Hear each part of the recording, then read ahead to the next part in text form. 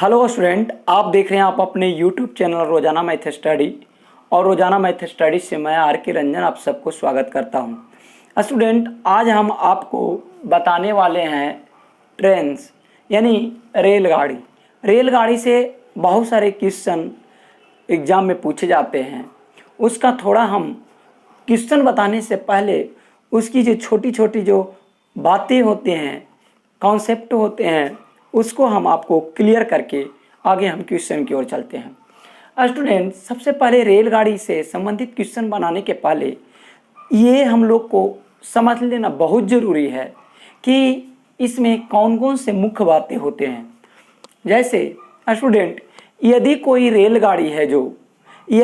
रेलगाड़ी कोई प्लेटफॉर्म को पार करे तो हमें समझना चाहिए स्टूडेंट कि प्लेटफॉर्म के साथ साथ वो अपनी लंबाई भी पार करता है। समझ में आया? यदि कोई रेलगाड़ी कोई सुरंग को पार करे तो हमें ये समझ लेना चाहिए कि सुरंग की लंबाई के साथ साथ अपनी लंबाई भी पार करता है। समझ में आया स्टूडेंट? और आगे क्या है कि कोई रेलगाड़ी यदि पुल के पार करे तो हमें समझ लेना चाहिए कि पुल की जो भी लंबाई है उसके साथ साथ वो अपनी लंबाई भी पार करता है। या कोई खड़ी गाड़ी हो, कोई खड़ा ट्रेन हो, यदि उसको पार कर जाता है तो हमें ये समझना चाहिए कि जो वो ट्रेन की लंबाई, रुकी हुई ट्रेन की लंबाई है उसको और प्लस जो गाड़ी पार कर रही है वो अपनी लंबाई को भी उसके साथ साथ पार करती है। ये चीज़ हमें पूरी तरह से हमें समझ में आना चाहिए स्टूडेंट।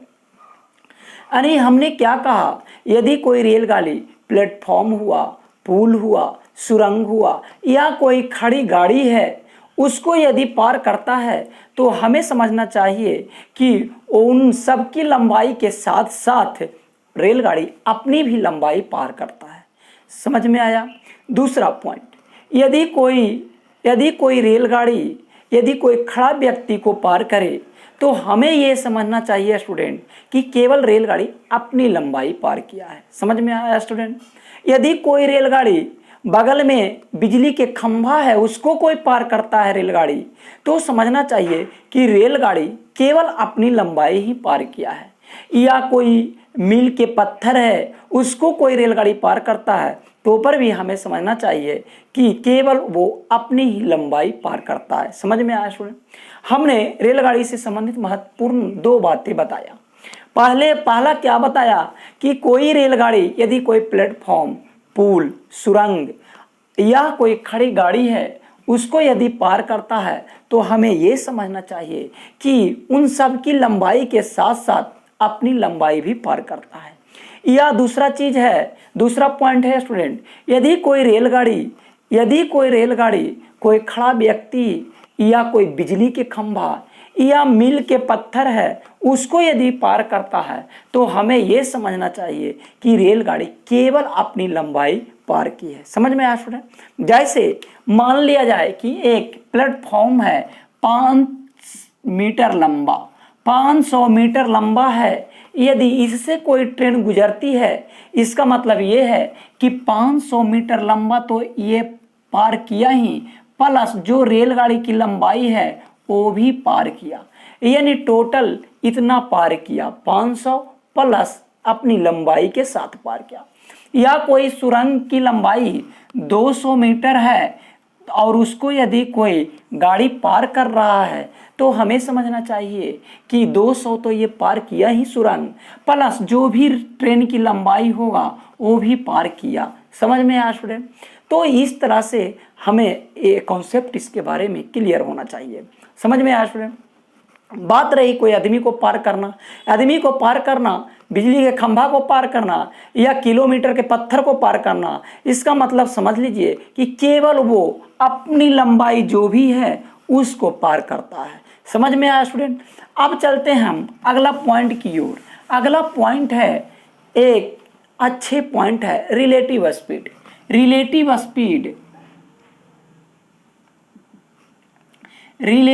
स्पीड स्टूडेंट जिसे हम लोग बोलते हैं स्टूडेंट सापेक्षिक चाल, जिसे हम लोग हिंदी में बोलते हैं सापेक्षिक चाल, क्योंकि इसको भी हम लोग को जान लेना बहुत ज़रूरी है स्टूडेंट, क्योंकि ट्रेन के जो क्वेश्चन रहते हैं उसमें सापेक्षिक चाल ही ज़्यादा निकलना ही रहता है, या और भी कुछ यानी कि इससे रिलेटेड क्वेश्चन रहते हैं। स्टूडेंट, सापेक्षिक चाल क्या होता है? सापेक्षिक चाल यानी कहने का मतलब जब कोई दो ट्रेन एक दूसरे के विपरीत जाता है, जब दो ट्रेन एक दूसरे के विपरीत जाता है, यदि मान लिया जाए कोई x किलोमीटर प्रति घंटा की चाल से चले एक ट्रेन और दूसरा y किलोमीटर प्रति घंटा की चाल से चल रहा है और दोनों एक दूसरे के विपरीत चल रहा है, तो उस स्थिति में सापेक्षिक चाल दोनों का चाल का योग हो जाएगा। समझ में आया स्टूडेंट? जैसे कोई मान लिया स्टूडेंट स्टेशन ए है, ये ए स्टेशन से एक गाड़ी इधर जा रही है, एक गाड़ी इधर जा रही है, मान लिया x किलोमीटर प्रति घंटा की चाल से, और दूसरा गाड़ी यही स्टेशन से खुलकर इधर जा रही है, ये है इसका चाल y किलोमीटर प्रति घंटा की चाल है। समझ में आया स्टूडेंट? तो इस स्थिति में जो ट्रेन की सापेक्षिक चाल होगा, इस स्थिति में जो ट्रेन का सापेक्षिक चाल होगा स्टूडेंट, यानी उसको कहेंगे रिलेटिव स्पीड जो होगा वो होगा दोनों की चाल का योग, यानी x प्लस y किलोमीटर प्रति घंटा। समझ में आया स्टूडेंट? मैंने क्या बताया कि यदि कोई ट्रेन एक दूसरे के विपरीत चले, एक दूसरे के अपोजिट डायरेक्शन में चले, और एक का चाल x किलोमीटर प्रति घंटा है और दूसरा का चाल y किलोमीटर प्रति घंटा है, उस स्थिति में सापेक्षिक चाल यानी रिलेटिव स्पीड जो होगा दोनों की चालों का योग होगा, वही होगा रिलेटिव स्पीड। समझ में आया स्टूडेंट?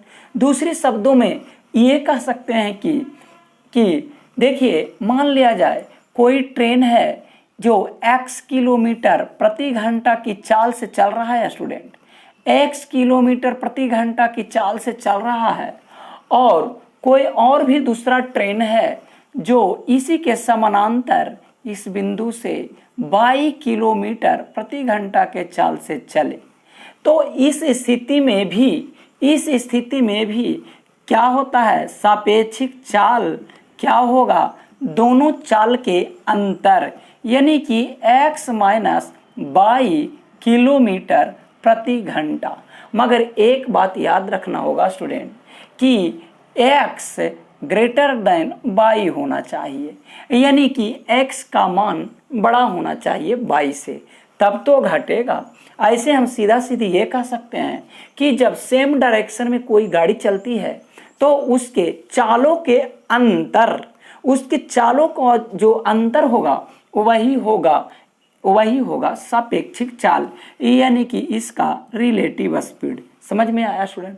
यदि हमने x माइनस वाई लिखा, यानी कहने का मतलब कि x बड़ा होना चाहिए y से। समझ में आया स्टूडेंट? इसलिए हमें यहाँ ये चीज लिखना पड़ा x ग्रेटर देन y, यानी x बड़ा होना चाहिए y से। या हम सीधा सीधी ये कह सकते हैं कि जब सेम डायरेक्शन में रहे तो दोनों के चालों के अंतर यदि हम कर लेंगे, वो हो जाएगा उसका रिलेटिव स्पीड, यानी कि सापेक्षिक चाल। समझ में आया स्टूडेंट? और यदि अपोजिट डायरेक्शन में है तो हम क्या कर लेंगे? दोनों का जो चालों का जो योगफल होगा वो हो जाएगा क्या? वो हो जाएगा इसका सापेक्षिक चाल। दोनों को चाल को जोड़ देंगे, वो हो जाएगा इसका सापेक्षिक चाल। समझ में आया स्टूडेंट?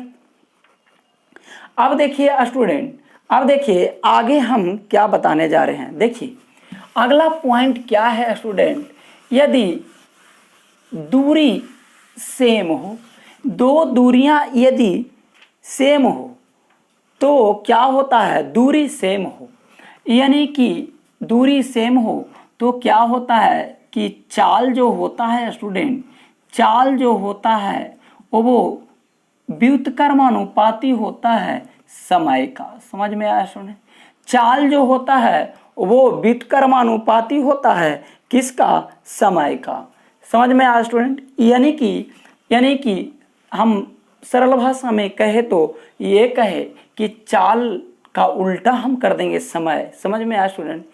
चूंकि ये सब जरूरत रेलगाड़ी में पढ़ते रहेंगे। समझ में आया स्टूडेंट? इसीलिए हमारा बताने का मकसद यही है कि जब दो दूरियां आपस में बराबर हो तो चाल व्युत्क्रमानुपाती होता है समय के। समझे स्टूडेंट? जैसे जैसे कहे स्टूडेंट ए चाल दिया हुआ है ए अनुपात बी।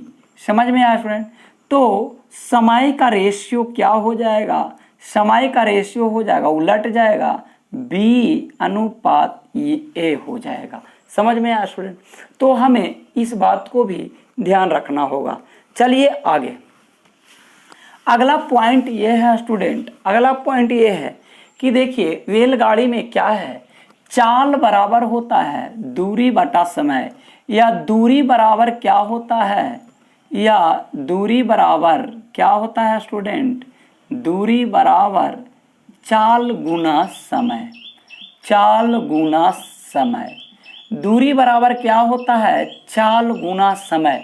यानी कहने का मतलब हुआ कि ये भी सूत्र आपके लिए बहुत इंपॉर्टेंट है। अब इसी से हम चाल भी निकाल सकते हैं।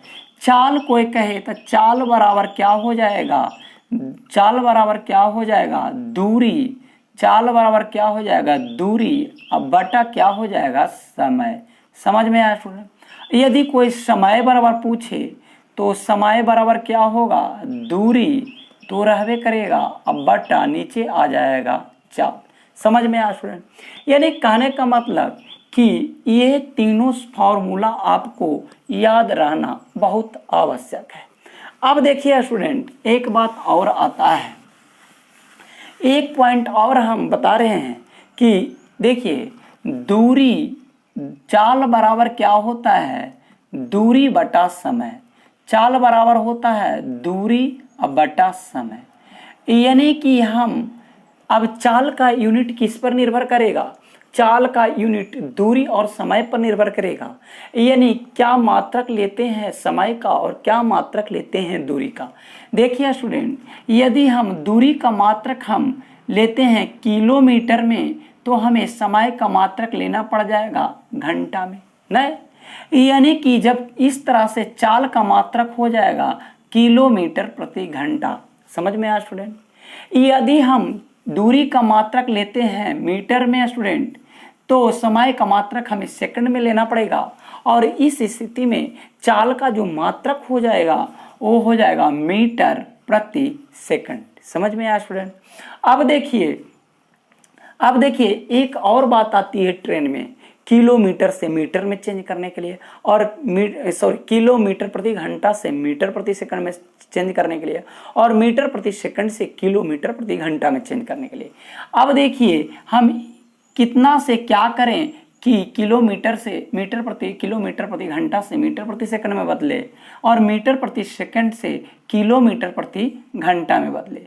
तो इसके लिए देखिए स्टूडेंट, यदि हम किलोमीटर बटा घंटा लिखे तो दूरी बटा समय, यानी दूरी का मात्रक मैंने क्या दिया, किलोमीटर, और समय का मात्रक मैंने क्या दिया, घंटा।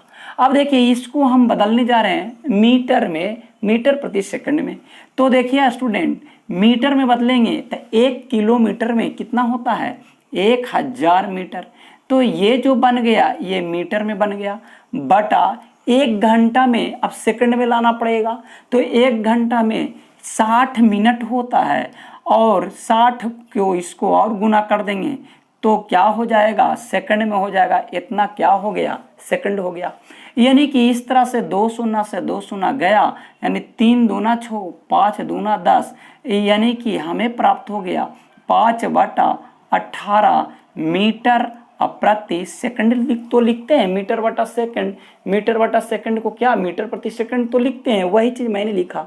यानी हमें, और इस चीज के किलोमीटर प्रति घंटा बटा घंटा को हम लोग लिखते हैं किलोमीटर प्रति घंटा। यानी हमें क्या पता चल गया स्टूडेंट, ये हमें क्या पता चल गया कि किलोमीटर प्रति घंटा को मीटर प्रति सेकंड से मीटर प्रति सेकंड में बनाने के लिए 5/18 से गुना करना पड़ेगा, हाँ या नहीं। देखिए 1 किलोमीटर प्रति घंटा बराबर 5/18 मीटर प्रति सेकंड। अब कोई कहे कि 10 किलोमीटर प्रति घंटा को मीटर प्रति सेकंड में बदले तो 10 और गुना 5/18 से गुना कर देंगे और जो होगा वही मीटर प्रति सेकंड में हो जाएगा। यानी कि जितना अब कहे, अब किलोमीटर प्रति घंटा को मीटर प्रति सेकंड में बदलने कहे तो हम 5/18 से गुना कर देंगे। समझ में आया स्टूडेंट? चलिए आगे देखिए, अब हम बदल रहे हैं मीटर प्रति सेकंड को हम बदलना चाह रहे हैं किलोमीटर प्रति घंटा में। तो हमने चाल का क्या लिखा, मान लिया दूरी का मात्रक मैं m लेता हूँ और तो समय का मात्रक s लेना पड़ेगा। अब देखिए स्टूडेंट, यह मीटर को हमें क्या में बदलना है, किलोमीटर प्रति घंटा। तो किलोमीटर प्रति घंटा में बदलने के लिए हमें इसको 1 मीटर है तो इसको 1/1000 लिखना पड़ेगा। ये हुआ जो किलोमीटर में हुआ। अब बटा ये सेकंड है तो सेकंड को हमें घंटा में बदलना होगा तो 1/3600 ये क्या हुआ, घंटा हो गया। अब देखिए मीटर बटा सेकंड को हम क्या लिखते थे, चाल का यूनिट मीटर प्रति सेकंड लिखते थे। अब बराबर ये देखिए ये क्या हो गया, 1 2 18 दूना 36 5 दूना 10। ये देखिए ये ऊपर चल जाएगा 18 तो और नीचे चलावेगा 5, यानी इतना किलोमीटर प्रति घंटा हो गया। यानी हमें ये भी पता चल गया स्टूडेंट, हमें यह भी पता चल गया कि मीटर प्रति सेकंड को यदि किलोमीटर प्रति घंटा में बदलना है तो 18/5 से गुना करेंगे। हमें इससे 2 पॉइंट निकला कि यदि किलोमीटर प्रति घंटा को मीटर प्रति सेकंड में बदलना है तो 5/18 से गुना करेंगे और मीटर प्रति सेकंड को किलोमीटर प्रति घंटा में बदलना है तो 18/5 से गुना करना पड़ेगा। समझ में आया स्टूडेंट? जैसे देखिए अब बात रही किसी स्टूडेंट को ये मिस होता है कि हमें किससे 18/5 से गुना करें और किसको 5/18 से गुना करें। तो इस स्थिति में देखिए किलोमीटर जो होता है बड़ा होता है मीटर से, होता है या नहीं। यानी हम कह सकते हैं कि किलोमीटर बड़ा का है और मीटर क्या है, छोटका है। और इधर देखिए 5 और 18 में देखिए छोटका 5 है और बड़ा का 18 है। तो हमें करना है, क्या करना है कि किलोमीटर प्रति घंटा से यदि मीटर प्रति सेकंड में बदलना है यानी बड़का से छोटका में जाना है, यानी छोटका में जाना है तो छोटका ऊपर रखेंगे और गुना कर देंगे। यदि देखिए मीटर प्रति सेकंड से किलोमीटर में जाना है यानी बड़का के तरफ जाना है, किलोमीटर के तरफ जाना है, यानी कि ऊपर बड़का रख के गुना कर देंगे, यानी 18/5 से गुना कर देंगे। समझ में आया स्टूडेंट? चलिए अगला पॉइंट देखिए, आगे देखिए इसका कुछ और महत्वपूर्ण बात पे देखिए स्टूडेंट। आप देखिए कोई ट्रेन है जो मान लिया जाए x किलोमीटर प्रति घंटा की चाल से चल रहा है।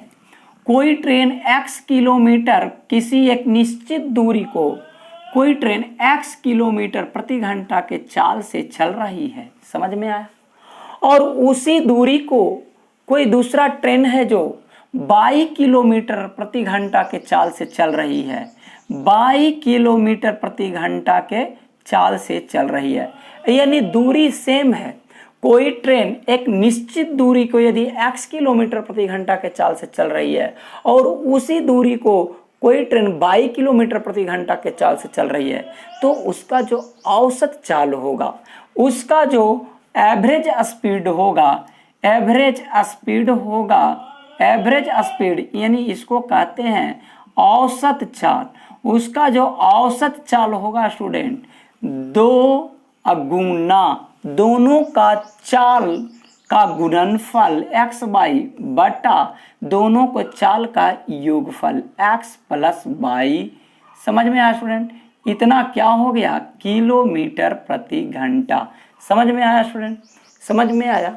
मैंने क्या बताया कि यदि कोई ट्रेन एक निश्चित दूरी को यदि x किलोमीटर प्रति घंटा की चाल से चलता है, यदि उसी दूरी को कोई ट्रेन 22 किलोमीटर प्रति घंटा के चाल से चलता है तो उस स्थिति में एवरेज स्पीड जो होगा यानी कि औसत चाल होगा वो 2 गुना दोनों के चालों का गुणनफल वटा दोनों को चालों का योगफल, वो जो भी होगा वो औसत चाल किलोमीटर प्रति घंटा होगा। समझ में आया स्टूडेंट? चलिए स्टूडेंट, आज भर ये मैंने जितने भी ये कॉन्सेप्ट ट्रेन से संबंधित मैंने बताया, ये इतना ही बहुत काफ़ी है स्टूडेंट। चलिए अगला वीडियो में हम इसके क्वेश्चन के साथ आएंगे और हम उसमें जो छोटी छोटी जो बातें इससे छूट गए होंगे वो हम उसमें बताएंगे। और इस वीडियो को आप लाइक कीजिए और दोस्तों के पास शेयर करें और इस चैनल को आप ज़रूर सब्सक्राइब करें। ओके, तब तक आप अपना ख्याल रखिए। Okay student.